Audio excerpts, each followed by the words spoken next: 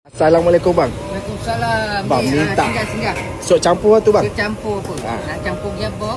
Semua sekali bang. Semua sekali ya. Apa ada tu bang? Ada giabok. Okey. Ada giabok berketul. Ada urat. Urat ni kita potong-potong nanti. Okey. Babat ni pun kita potong-potong. Okey. Ada bakso. Bakso ni pun kita potong. Daging pun ada, kita ambil daging yang macam ni, yang nak lemak ada.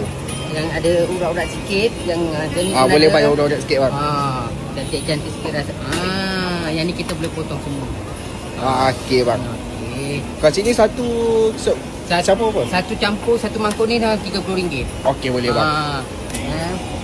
Awak lama dah sok? Saya berniaga dah selama 20 tahun. 20 tahun okey. 20 tahun. Dah cukup matang pengalaman tu. Matang je alhamdulillah lah. Potong. Memang niaga kat pasar tani ke? Saya sampai ke Kulai. Kulai? Pasar tani pasar malam? Pasar tani pasar malam.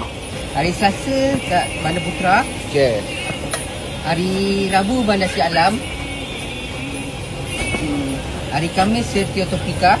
Okey. Hari Jumaat Nusa Damai.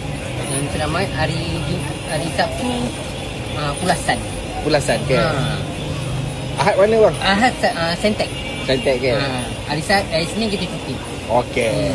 Kena rehat bang kat satu hari. Alhamdulillah, cutilah satu hari, rehatkan badan. Abang berniaga dah 20 tahun, sekarang umur berapa bang? Sekarang umur dah 51. Ini rasa. Ini masak sendiri bang semua? Masak sendiri semua? Buat masak sendiri. Semua buat resepi sendiri. Ni hari-hari boleh habis bang Sok? Alhamdulillah habis. InsyaAllah Bau dia dah sampai tu. Bau dia dah sedap ya? Lepas tu kita baru ikat.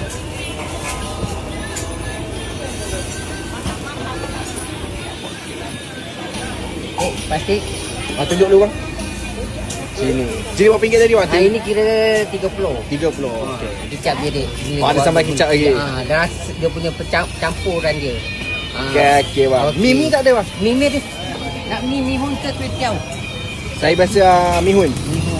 Mihun ada. Ni kira apa bang? Ini kira tambah RM1 je. Tambah RM1 okey boleh bang. Ini apa buat bang? Ini rojak asma. Dalam dia ada mi pun ada, tahu, tempe, lada pun ada. Cukup lah, sempurna lah. Sempurna. Okey, yang ni tak ada mi? Ini ada yang tak ada mi. Ada dua jenis. Kuah pun buat sendiri bang? Kuah sendiri. Kuah kacang. Siap packing? Siap packing.